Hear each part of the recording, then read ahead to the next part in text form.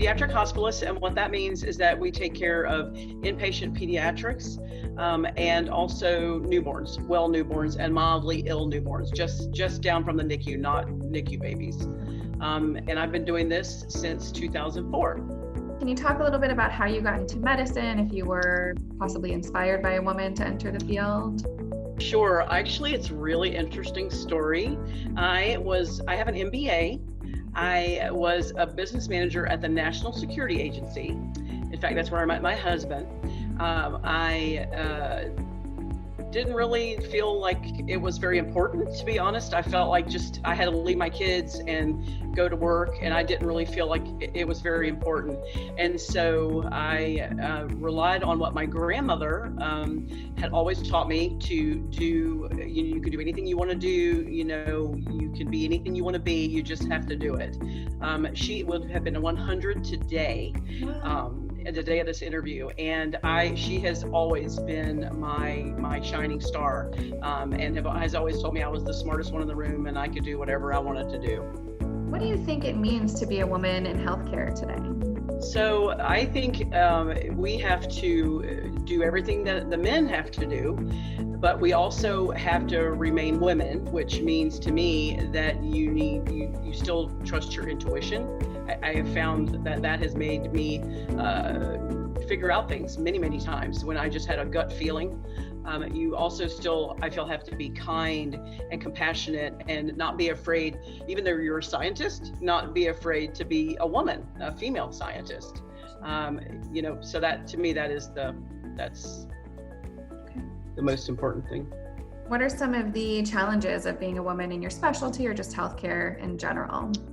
Peds is great because there are a lot of women in Peds, but still I will introduce myself to every single family as Dr. Brozyna, and a lot of times they say the nurse is here, and so they automatically assume, even if I'm with a younger male partner, that I'm the nurse and he's the doctor. So we've had to overcome a lot of that. I know it is better, but the other thing about being a female in medicine at all, in general, in any practice, is that you feel torn. So when you're at home, you feel like maybe you should be at the hospital. When you're at the hospital, you feel like maybe you should be at home, and you want to do your very, very best in both places.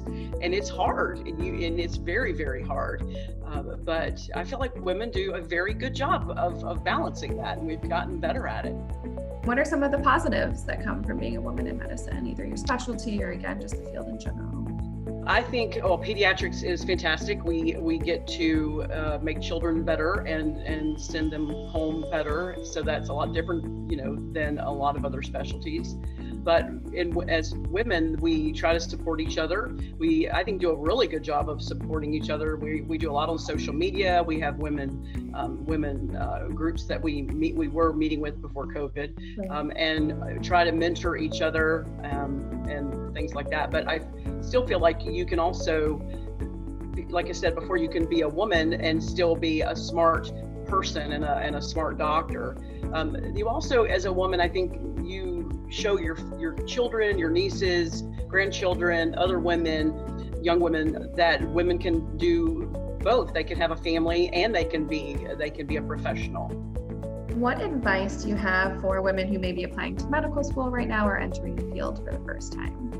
So I would say you only do it if you have a passion. It is not a job. It's a passion, a lifelong passion.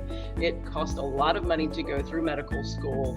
It's years before you ever make a salary. So you need to love it, and you need to have a passion for it. It's not just a job. The other thing I would say is to always try to support other women in these goals. Try to mentor people, and that could mean anything from teaching someone something at work clinically, or how to do things administratively. It can also mean how to balance your life, your family and work life. It's difficult, and some of us have done it for a while, so we can help the younger women learn how to do that. And also, since I am a business manager as well, to live beneath your means. I think that's super important. A lot of young doctors will come out of medical school hundreds of thousands of dollars in debt, so that needs to be taken care of before you buy the big nice house, the big nice car. So always just live beneath your means, and then you'll always be able to do whatever you want to. Oh, and have fun and exercise. Super important. Take care of yourself, eat right, have fun and exercise. And because it's not just work and kids, right? You still have to take care of yourself as a person.